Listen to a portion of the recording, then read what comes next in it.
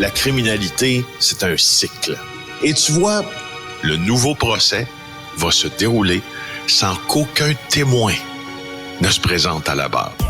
L'histoire des criminels racontée par l'unique journaliste d'enquête, Félix Séguin. Alors, J.E. reprend l'antenne ce soir, Félix, et tu vas parler des voleurs d'images. On ne t'entend pas. En difficulté, tu parles dans le micro. OK, oui, vas-y. Est-ce que tu m'entends maintenant? Parfait. Bon, tu m'envoies ravi. Alors, oui, je suis très heureux de reprendre le collier pour cette 31e saison de JE. Alors, wow. Cet été, Richard, on n'a pas arrêté beaucoup, en fait. Écoute, on s'est déplacé. Je te dirais, je peux pas te dire exactement où pour pas voler le punch, mais disons à gauche, à droite, sur la planète. Et on en est revenu avec beaucoup d'histoires à vous présenter. Et celle qu'on va vous diffuser ce soir émane du travail de Denis Thériault. Il va parler de ces fameux produits, soit amaigrissants, soit pour contrer la dysfonction érectile, que l'on tente de vous vendre. Parce qu'évidemment, perdre du poids, tout le monde voudrait perdre du poids ou presque. Certains veulent en gagner, mais majoritairement, on veut en perdre. Et il n'y a pas de pilule miracle pour ça. Alors, plusieurs se tournent vers le web. Et le web propose plein de solutions très alléchantes, bien sûr. Elles ont toutes en commun une chose. Elles sont fausses. C'est une arnaque, bien sûr. On essaie de vous vendre un médicament qui n'est pas homologué au Canada. On ne sait pas ce qu'il y a dans ça, etc. Et j'en passe. Sauf que ces gens-là, quand même un peu de génie, c'est qu'ils se servent de personnalités québécoises dont ils volent l'image pour dire « Hey, écoute, Ève-Marie Lortie de Salut Bonjour te dit « Prends cette pilule-là, tu vas maigrir. » Et sais-tu quoi? Ça marche. Extrait.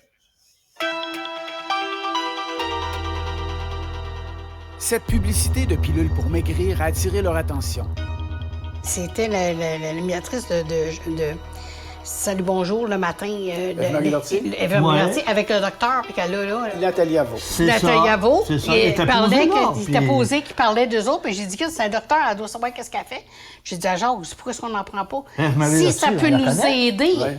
J'ai dit, ça peut nous aider à perdre du poids. Ben regarde, go for it.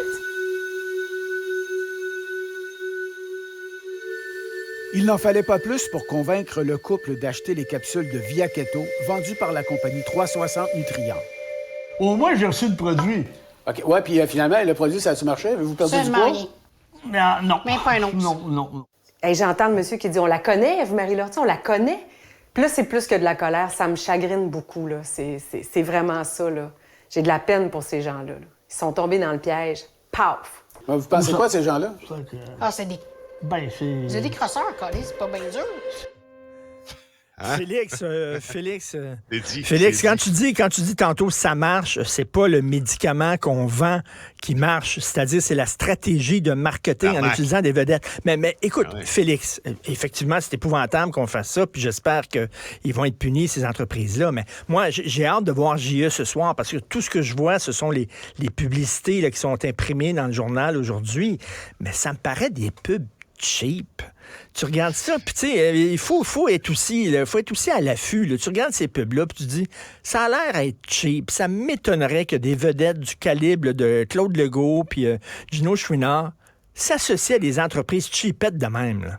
Écoute, je te décris, tu mets le doigt dessus sur une partie de l'affaire, bien que, bon, faut pas stigmatiser les gens qui se font prendre dans des arnaques, faut les informer. Puis souvent, ben, pour les gens qui ont pas de connaissances médicales, le fait que quelqu'un leur dise, un Claude Legault, un Ève-Marie Lortie, un Gino Chouinard, prend ça, c'est assez comme endossement, si on veut, pour acheter.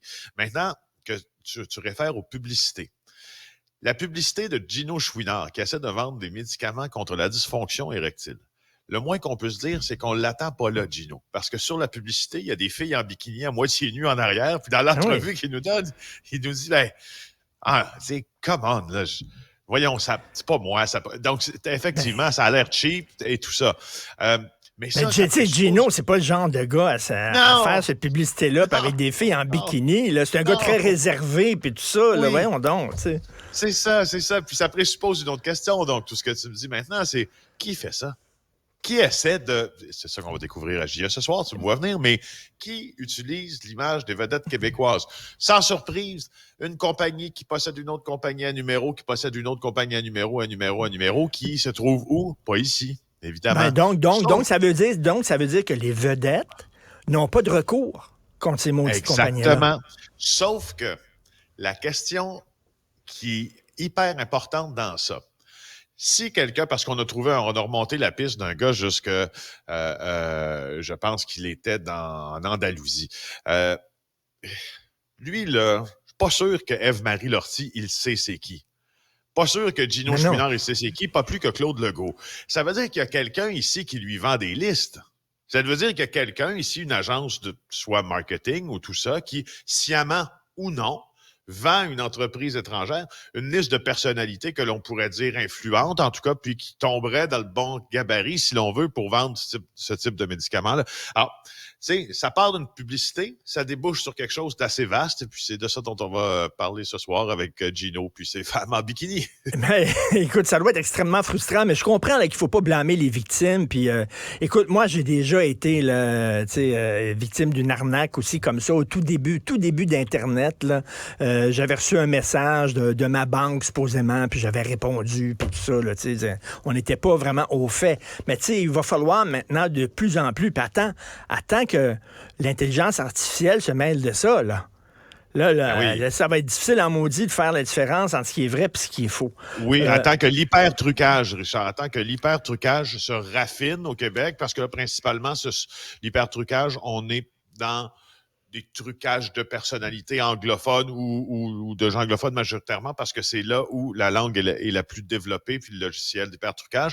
Sauf que quand on va être capable d'hyper-truquer à peu près les personnages de toutes les nationalités, tu pourras même pas t'imaginer à quel point les questions des arnaques grands-parents, exemple, ça va...